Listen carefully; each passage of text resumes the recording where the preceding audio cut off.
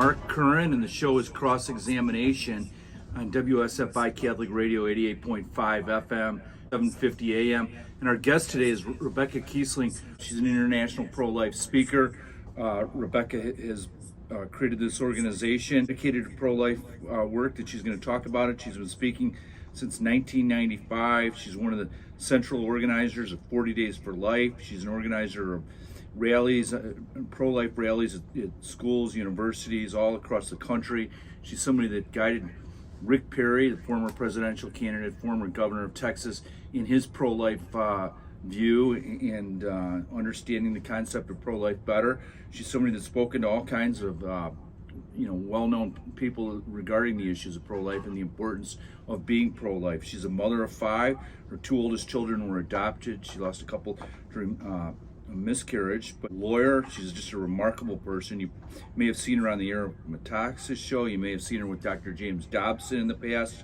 Mike Huckabee's films she worked with, the 40 Days, and on and on and on. Rebecca, you're also part of the Feminists for Life ad, and you've done so much in terms of the pro-life work. Can you tell us a little bit about how you got into all of this? Just to clarify, I speak at 40 Days for Life events. I'm not actually an organizer. So I have a controversial life story, and what a shame that anybody should have to say that their life is controversial. But mine is, apparently, and I was conceived in rape. I learned at 18 how I was conceived, and at 19 met my birth mother, learned the horrible details, how she had been abducted, and she was happy to meet me, but told me she would have aborted me if it had been legal. And in fact, went to 2 illegal abortions, and I was almost aborted, but she backed out because of the law, which protected me. And so I literally owe my birth to pro-life people who recognized that mine was a life worth saving. And so I, in turn, seek to do the same for others who are just as worthy. Rebecca, so you're talking to us today from Michigan, outside of Detroit. And is that where you grew up? Yes, I grew up in Oak Park, Michigan, and then in Lathrop Village, Michigan, near Southfield. And I grew up in a liberal Jewish family. They lived as atheists. And my atheist Jewish grandmother taught me pro-life values because my grandfather had wanted her to abort my aunt. Wow. And so, Rebecca, essentially, these were the people that adopted you. They weren't your birth parents. Right. So can you just take us, do you know any of the details of the rape that during which you were conceived? I was conceived in Livonia, Michigan. Would you mind sharing any of those details with the listeners as far as what you know? Sure. And I won't get graphic, of course, but she was on her way to the grocery store at night, and my half brother and half sister were 10 and 12, and they were home. And this guy jumped out of the bushes with a knife, dragged her to a field, and just brutally raped her. She said she had been raped by her grandfather growing up. So she thought, well, I've been through this before. I'm just going to get this over with. So she just stayed quiet. And she said all she could think about was going home and making sure her children were safe, because she didn't know if he knew who she was, that her kids were alone, And she told me she went home and, burned her clothes and showered and tried to clean off and all that, How old was she at the time? She was like 31. Did she have other children? Yeah, my 10-year-old brother and my 12-year-old sister. Okay. So your mom is raped, then she tries to commit an abortion, she tells you years later. Growing up for you, did you have any inkling as to where you came from? No, all my parents knew was that I had 2 siblings and that she had been going through a divorce. She had to wait to finalize her divorce until after I was born, because back then there was no DNA evidence. Do you mind if I ask what year that was? I was born July 22nd, 1969, exactly 3.5 years before Roe v. Wade. So it was October 68, and she said it was the night the Tigers won the pennant because there was toilet paper hanging in the trees. Wow. Um, people were celebrating, and Yeah. And so did you always have a curiosity as to who your birth parents were? yeah, of course. My parents took me to the musical Annie, Little Orphan Annie, and got me Right. the album. And there was a song Yeah. called Maybe. And I also saw the miniseries Roots on TV, Yes. where, Alex Haley, the character, was able to go back generations to Africa. And I couldn't even go back one generation. I wanted to find my roots. So many of my family members were slaughtered in the Holocaust. And while I had empathy for them, I didn't connect that these were my people. And Yeah. I wanted to know who my people were. Right. So I went to, take us on that journey. my parents told me I was adopted through a lawyer. I wanted to be a lawyer since I was 10. So like you, I'm an attorney. I called a lawyer when I was in middle school, and he told me you have to be 18. So on my 18th birthday, I called him again. And he said, you have to call the court. And then when I called the probate court, they told me that the door was closed because at the time, Michigan only provided for you being able to, connect a birth family if you were adopted after 1980. And I just kept, kind of hounding my caseworker, very persistent. And she told me finally that I could write a letter to her in care of the first available judge, asking that the judge allow her to try to contact my birth mother and see if she wanted to meet me. She said only one judge had ever done it before in Michigan. 5 years later, the law was passed. It's called the confidential intermediary. But at the time, there was nothing like that. And it was the same judge who had granted my adoption. And later, I actually practiced in front of this judge. Wow. Small world. Yeah. Yeah. So ultimately the name was revealed and you wrote the letter, and I assume that that's what led to the contact. Well, the name wasn't revealed. They had something called a central registry in Michigan. So even when she found my birth mother wanted to meet me. She said that we had to both verify the match through the central registry. So I had to wait a few more weeks. And then in the month of October, 1988, I got a letter with my birth name. So my birth name's Judy Ann Miracle. So I was a miracle baby. And of course, I thought that was really cool. Wow. And then I called my birth mother, and she said she'd been expecting my call.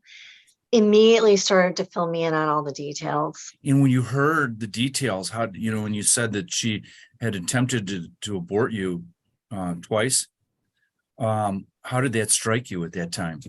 Well, that was devastating. I mean, she didn't tell me until about 7 years later about the 2 abortions that, the abortion doctors that she went to. Was there anything It's a remarkable? good thing, but when I asked her about abortion, she told me it should have been my right. You don't know what it was like. And she changed her mind about 6 years later. So when she told me about the abortions, she had already changed her mind about wishing that she had aborted me. Wow. So in 88, when you first met her, she thought that she had the right to have an abortion. By 95, Yeah. she was no longer talking that way. Did she tell you how what she did in terms of trying to seek this abortion? Was there anything remarkable in that story? Yeah, actually, it was all arranged through, first of all, she said the rape counselor and my aunt that, back then there was something called the Jane Collective, like in Chicago area. You probably heard of that. And they had that kind of network in Michigan. And so she went to a OBGYN's office in Detroit, and she had to go through the back door. And she said that it was filthy, like so many of the legal abortion clinics today. She said there was blood and dirt all over the floor and table. And those conditions and the fact that it was illegal terrified her. And so she backed out. And then it was arranged for her to go to a more expensive abortion doctor. And this time, She was to meet someone at night by the Detroit Institute of Arts, ironically next to Rodin's, the replica of Rodin's famous thinker statue, which I learned is from a passage in Dante's Inferno and it's called The Gates of Hell, where it warns about like all who enter here, like there's no going back, Right. Um, and someone would approach her, say her name, blindfold her, put her in the back seat of a car, take her somewhere to abort me, blindfold her down and drop her back off. And she was afraid for her own safety, but prepared to go through with it. The night that she was to abort me, she spoke with this abortion doctor on the phone. And there was a big snowstorm going on at the time too, but she spoke with him on the phone, expressed concern for her safety, and he called her stupid. And first he said, I'm not like one of those, like the other guy. And she was still afraid. And he called her stupid. And she said, well, if you're going to call me names, like, forget it, And then he got really angry and just started to swear at her profusely. And she hung up the phone. Then the next day on Saturday morning, he called her back to try to once again talk her into allowing him to take my life for $750. So she told me the first abortion doctor was $500, the second one was $750. And that was in January of 1969. To WSFI Catholic Radio 88.5 FM, 750 AM. I'm Mark Curran, your host. Cross-examination is the show. Our guest, Rebecca Kiessling, and she is conceived and raped. She's telling us her story of her birth mother, and in the attempt to have an abortion. Yeah. So she told me that, like I said, that if it had been legal, she would have aborted me. And she said after that, she was too far along. She was then into her second trimester. And it would have been far more expensive, more dangerous abortion. But, there's a documentary film that was made that's used in feminist studies all over the US and Canada. The only place you can find this film is on college campuses and their university libraries. And the name of the film, it's the only film ever done on the Back Alley Network prior to Roe. And it's called Back Alley Detroit. It's based in Detroit. I can watch this film and see the men who were going to take my life. I know the time, place, manner, how much money was on my head, like all the details of my impending death. And for some people, their near-death experience is waking up out of a coma to find out that they were almost killed in an automobile accident. And for me, this is my life-changing near-death experience. When you first hear this, are you pro-life at that point in time? What is your journey as far as religion? Yeah, I was pro-life because of my grandmother. My grandmother was devastated when my cousin, my aunt's daughter, aborted her first great grandchild. I was 12. My cousin was 16. I remember the family talking about that this was not a good thing. And it was about 2 years later, a year after my grandfather died, that my grandmother started sharing the story, how my grandfather had tried to bully her into aborting my aunt. So I had to face to the issue. And my grandmother was so devastated that, the child of the baby she saved from abortion, like, kind of betrayed her by aborting. Yeah. But she had kept that secret, as a lot of people do, they keep these family secrets. Right. So your grandma, you indicated she was essentially a secular Jew, but pro-life, which is really odd. You don't see much of that. Yes. Too many secular Jews that are pro-life. She lived to 95, and I was witnessing to her at the end, sharing my faith. And I remember, she was saying, really, is it really true? And so you believe she accepted Christ then? Yeah. So it turns out the nurse, as she was dying, the nurse told me that the last week she was in there playing like gospel music in the room with her. Wow. And my grandmother, like, she could barely talk, but she could sing. Like, she liked music. What was the faith walk of your birth mother? Did you learn that? Well, my grandmother, she also lived to 95, my biological grandmother, maternal. And she was part of this, like, Odd Fellows, like her husband, like, headed up the Odd Fellows. And she was like this Rebecca's club. Which is ironic, right? She headed up the Rebecca's fellowship or whatever. And they Was that studied named women. after you? No, Is it, isn't that funny? no. But my name was Judy. My birth mother named me Judy. Yeah. And I had the same middle name either way. And my aunt, by the way, was Judy. That aunt who was almost aborted was Judy. Wow. It was, yes, they studied women of the Old Testament. My grandmother did. But Yeah. I've kind of read up on them, and I think they're kind of like deists, but I don't know that they're actually Christians. But my birth mother says she's Christian, but Yeah. she can't go to church because of her severe allergies to perfume. You've taken us through the attempted abortion by your birth mother, and you've taken us through how you came to meet her. Take us through your faith journey to becoming Rebecca Kiessling, this pro-life advocate that's out there and a real warrior in the culture. How did that happen? So, at 18, when I first learned how I was conceived, I had all this information about my birth mother, but it had, except for her name, but it had just sounded like a police description of my biological father. I called my caseworker and I asked her, was my mom raped? And she said, yeah, I didn't want to tell you. So one of the first things I did was to call Right to Life. I had heard of Right to Life, right? So I looked in the phone book and I called the local Right to Life office because I just wanted to speak to someone who valued my life.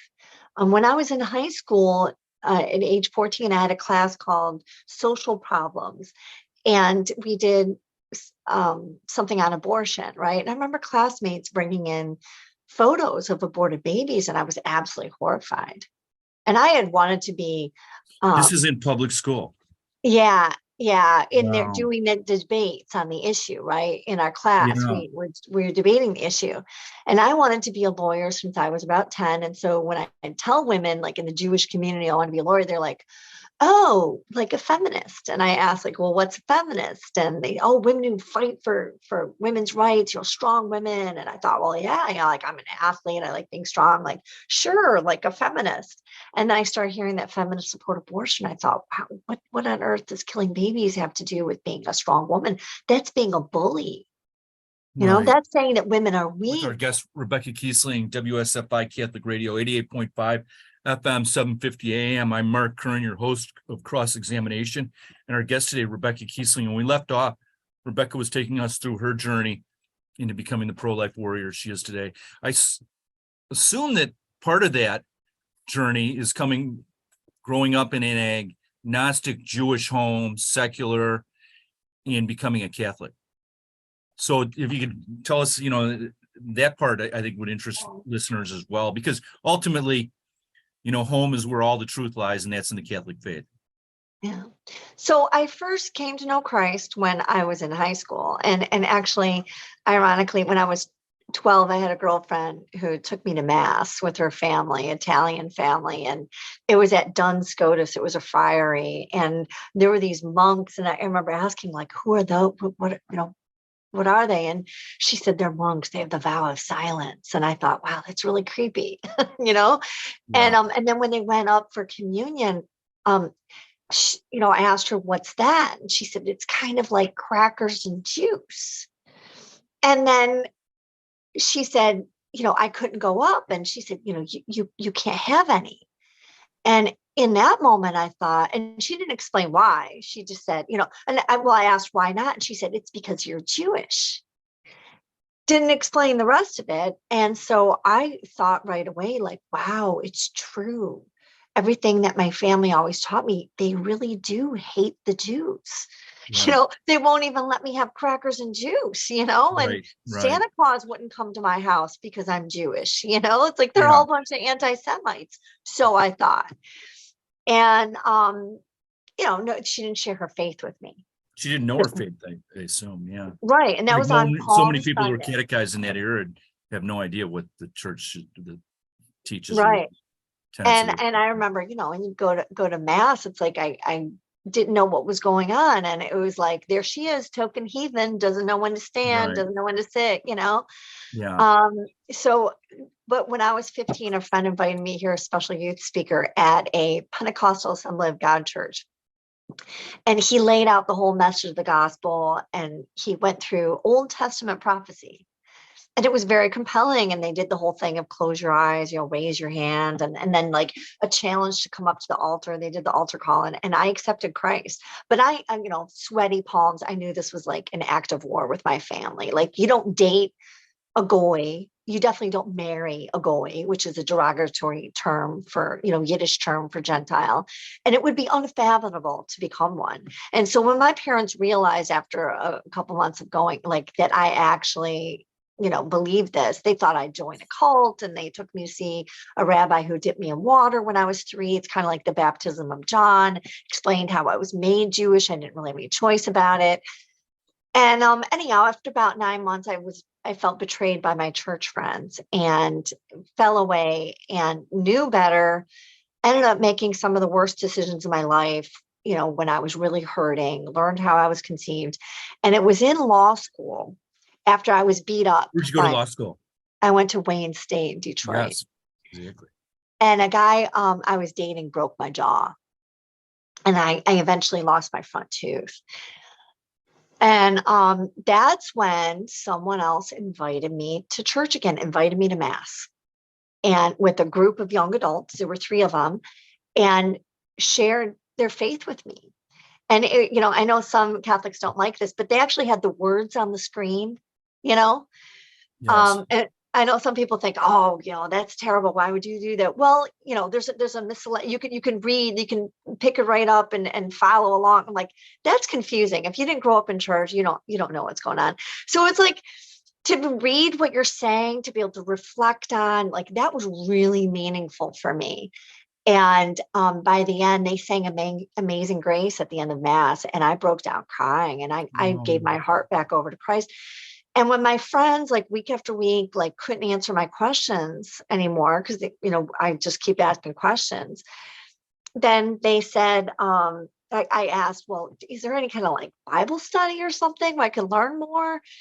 And they said, classes, and in the program that weekend was an ad for RCIA. And we started in the month of August, and where I went, it was in depth. It was every week, couple hours. You had homework, and it went until a whole month after the Easter Vigil. Wow. And it wasn't like, even like, I guess it was a catechism of the Catholic Church, but at the beginning, it really was just the foundations of the Christian faith. Yeah. How you become a member of the family of Christ. And when I was in church when I was 15, like, I got thrown into adult Bible studies where I'm like, who's Paul?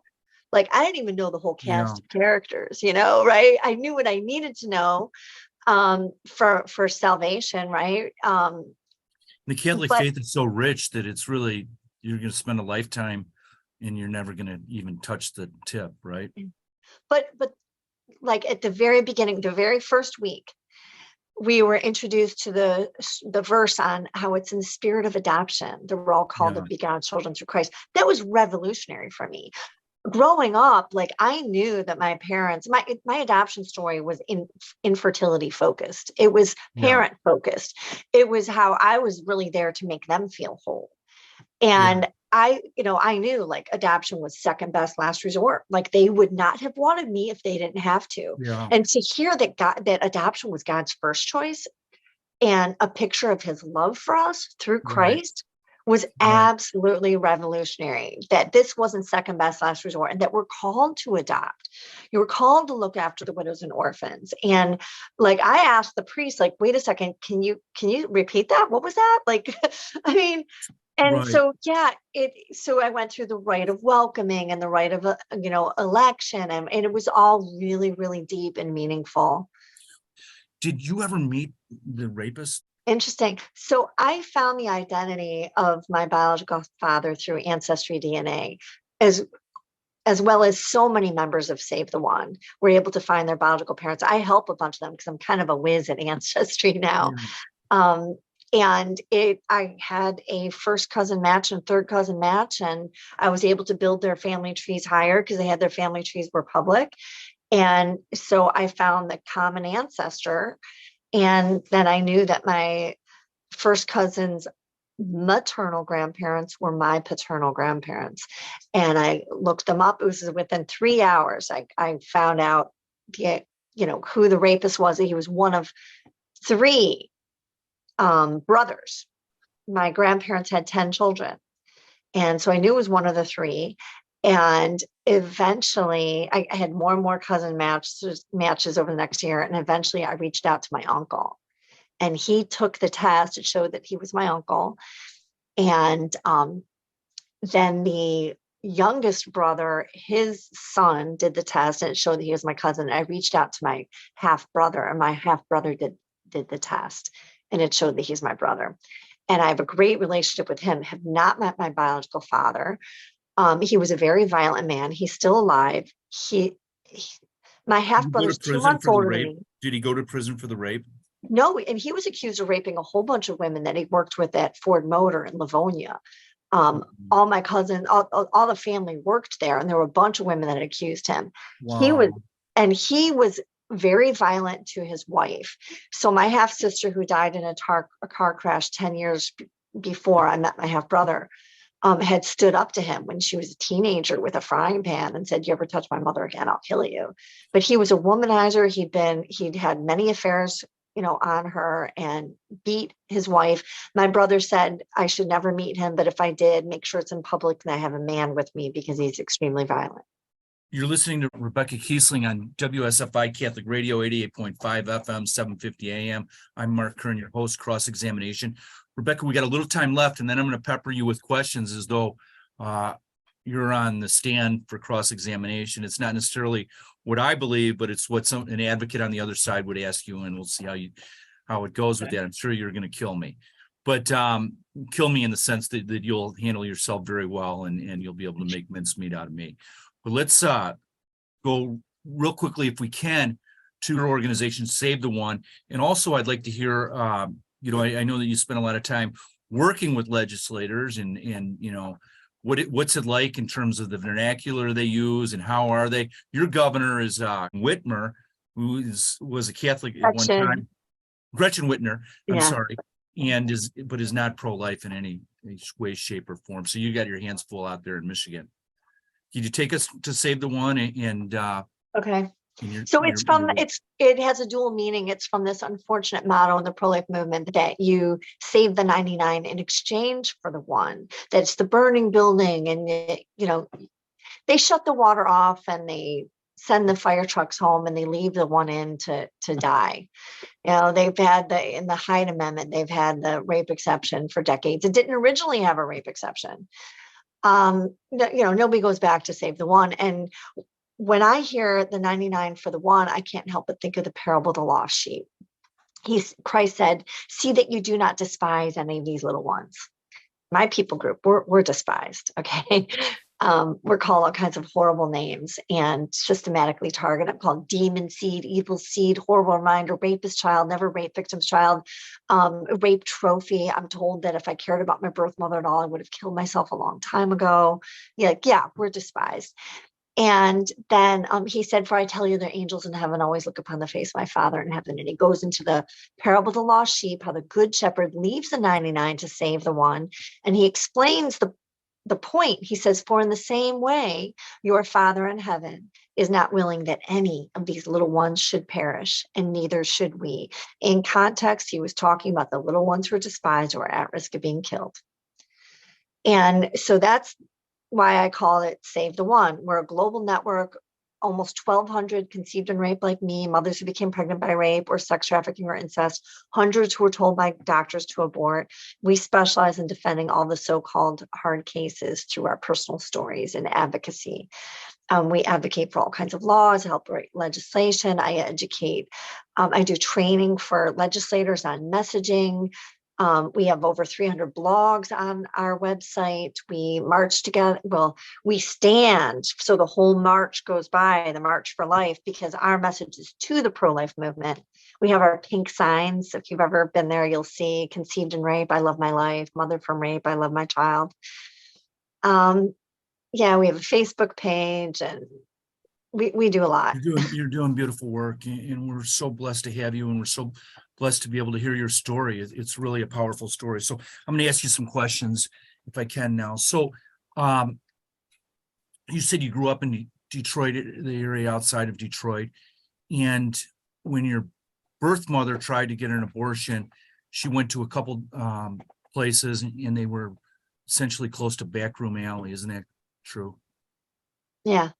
And so it was very unsafe. Abortions were back in the late 1960s when they were illegal. Isn't that true? Yeah, and a lot of them aren't safe today.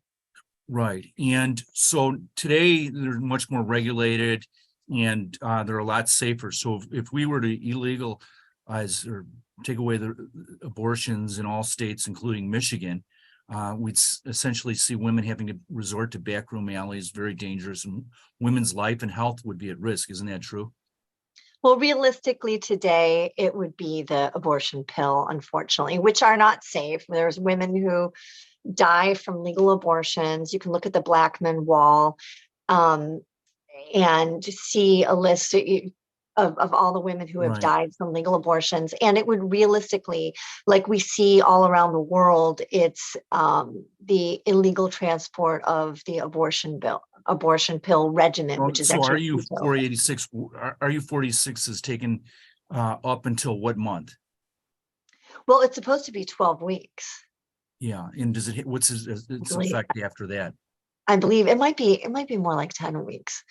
I forget, but So we're still seeing abortions performed without the pill, and actually the pill is not, those numbers aren't even really tabulated in terms I of. think the estimates are about 70% of abortions today are the pill regimen. And that's why they're underestimated, the number of abortions. Yeah. Yeah. Some of them, might not be counting it. Some states, California doesn't actually have a requirement for reporting. So it's all really an estimate of how many abortions there are.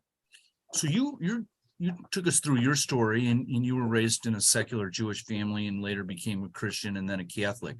So you're talking about things from your perspective of a Christian, a Catholic more specifically. Not everybody's of your faith, and not everybody has your worldview. Why aren't they free to have their own opinions as to the issue of life? My pro-life values have nothing to do with my faith. It was my atheist Jewish grandmother who shaped my faith, because my aunt would have been aborted. I mean, it's reality, it's science. Interestingly, if you do a search of unborn child or fetus in the Michigan Court of Appeals, Michigan Supreme Court, anytime it's a wanted child, doesn't matter gestationally, they use the term unborn child. So if you had a drunk driver, or you had medical malpractice, I mean, women have to wear an apron when they get an x-ray, right? And you have to sign off that if you're of childbearing age, that there's no way you could be pregnant. Right from the very beginning, we protect life. I mean, the law is schizophrenic, but anytime there's an adoption law, if they're talking about preborn child, they say unborn child, but when you're talking about abortion, it's fetus, and it's just schizophrenic and it's hypocritical. Well, let me ask you this. So you're in favor of essentially outlawing abortion completely, even in cases of rape and incest. How do you anticipate that's going to fall out? How are you going to be able to police that?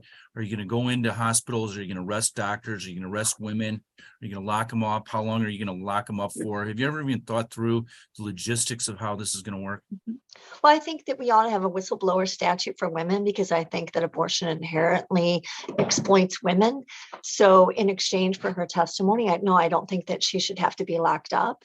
I want to see, abortion doctors in jail.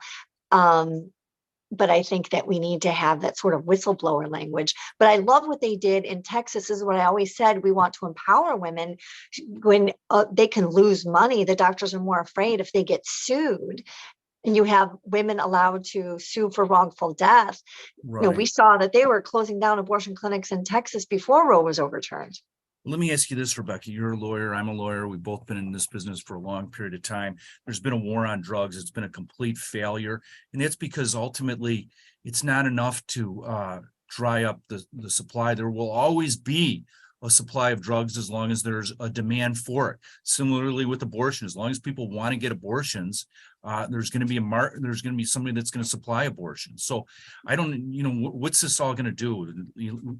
Criminalizing or taking away the right to an abortion. How is it going to have any effect whatsoever on the number of abortions? Hey, Mark, I know you don't know this, but I lost my 2 sons 2.5 years ago to fentanyl poisoning. Caleb was 18 and Kyler was 20. I'm sorry, Caleb was 20 and Kyler was 18. And they died along with a 17-year-old girl. You can't regulate fentanyl, okay? The only way that fentanyl is safe is during surgery when you have an anesthesiologist. So we're going to make it legal.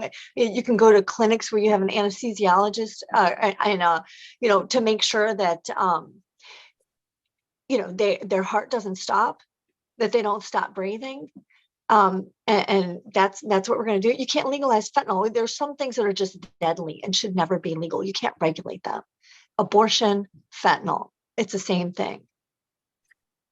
Rebecca, and I'm very sorry for that, but let me take you into your case. You were conceived in rape, and you're against abortions, even in cases of rape and incest.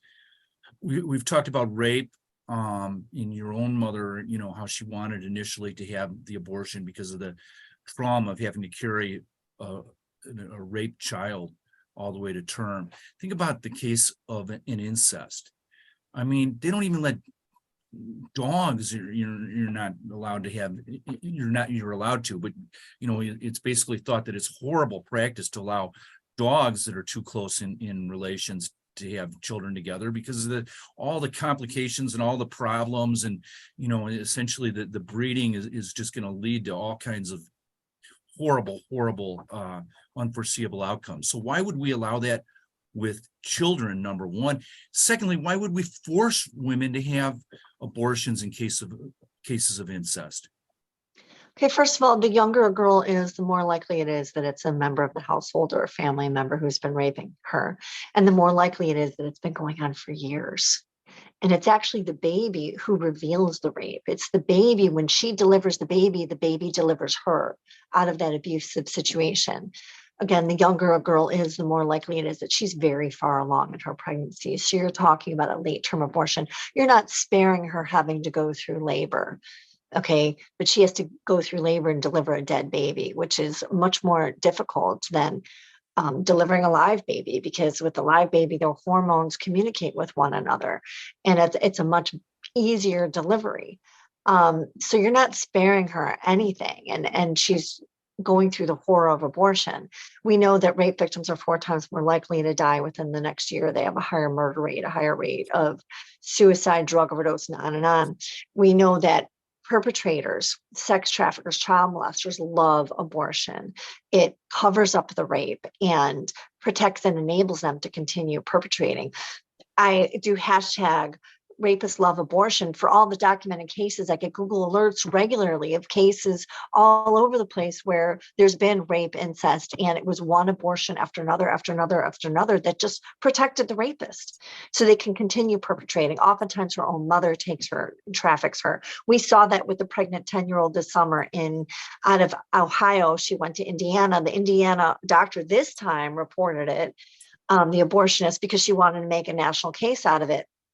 But she filed a false report that the guy was only 18, and she sent her back into the arms of the perpetrator, where she was with him for another 10 days. And then when he finally confessed, because an Ohio detective knew it's got to be somebody in the household, the mother's live-in boyfriend who paid the rent, 27-year-old, he confessed, and the mother was still protecting him, trying to protect him.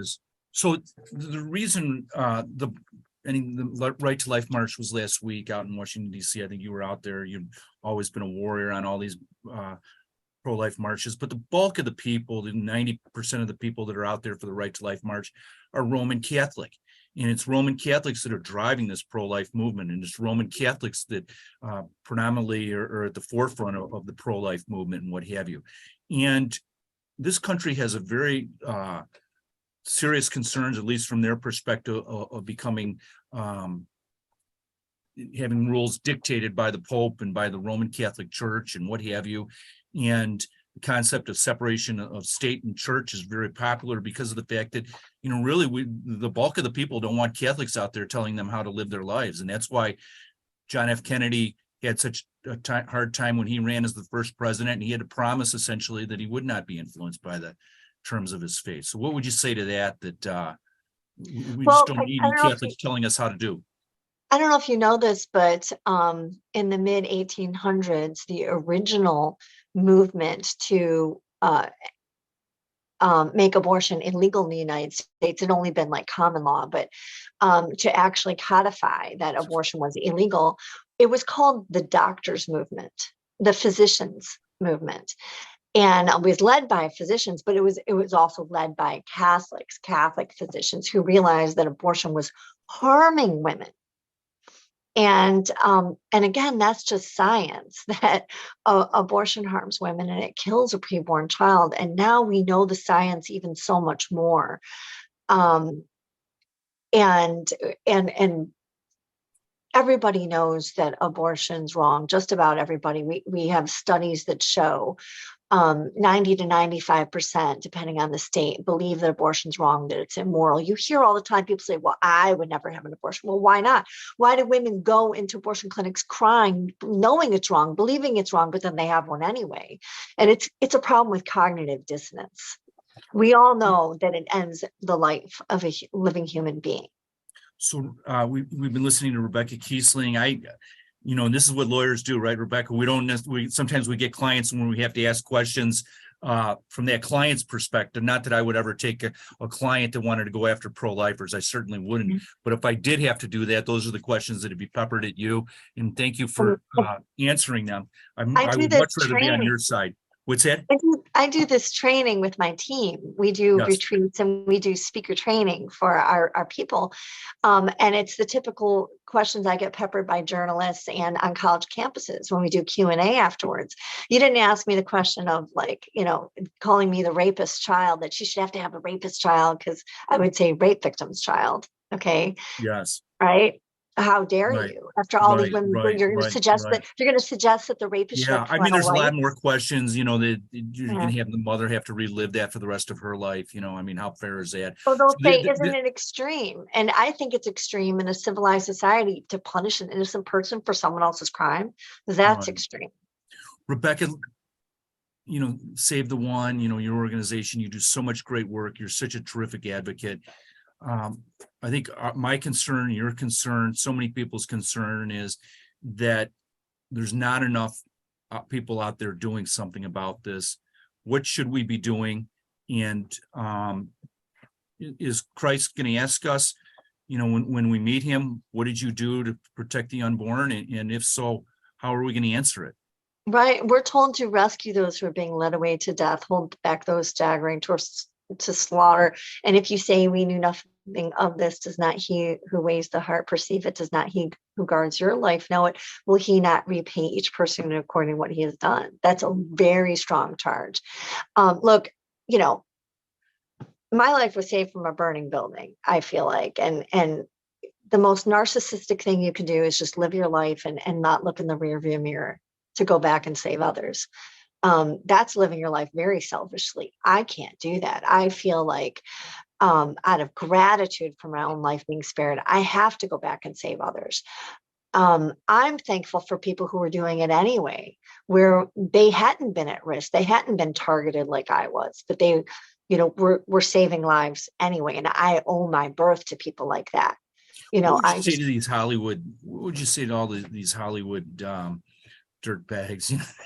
I mean, that sit there and tell you how proud they are to have had their abortion. Oh, it's disgusting. Yeah. Having a trophy that my, child was worth this, Oscar, really? Like that's the value of a life, is that you got an Oscar. It's disgusting. Right. Yeah, absolutely. Stevie Nicks recently said that she never would have been able to have all the great music that, Fleetwood Mac produced if she didn't have an abortion. Therefore, she's glad she had an abortion. There's some young, like Black female rappers who had their baby anyway and have given glory to the fact that they had their baby, and that when everybody was telling them to abort. and that their baby motivated them. That's a real feminist, right? That's empowering. Yeah. So you've been listening to Rebecca Kiessling, and she's just a remarkable woman, just a soft, wonderful, loving heart, just a terrific lady. Save the One is her organization. She's honored us by coming on here, telling her story with regards to having been conceived and raped, and all the great work that she's doing. Please pray for her. Pray for her. Ask the Lord, send the Holy Spirit to continue to guide her. Say, Michael, protect her from all the evil that's out to try to hurt her and attack her and her family. And Rebecca, thank you so much. You are such a wonderful human being, and we are so blessed to have been able to spend this time with you. Thank you so much.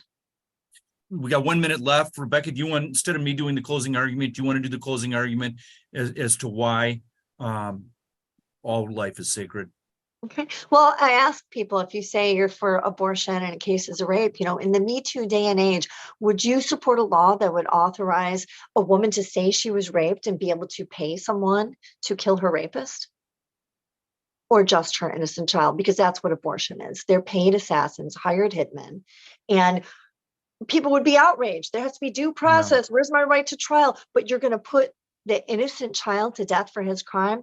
Coker v. Georgia, U.S. Supreme Court said rapists don't deserve the death penalty. And Kennedy v. Louisiana, they said even for child molesters, it's cruel and unusual punishment. So how did I deserve the death penalty for his crime? God bless you. You've been listening to Rebecca Kiessling. That's your closing argument as to why all life is sacred. WSFI Catholic Radio, 88.5 FM, 750 AM. Mark Curran. The show is Cross-Examination. Thanks again.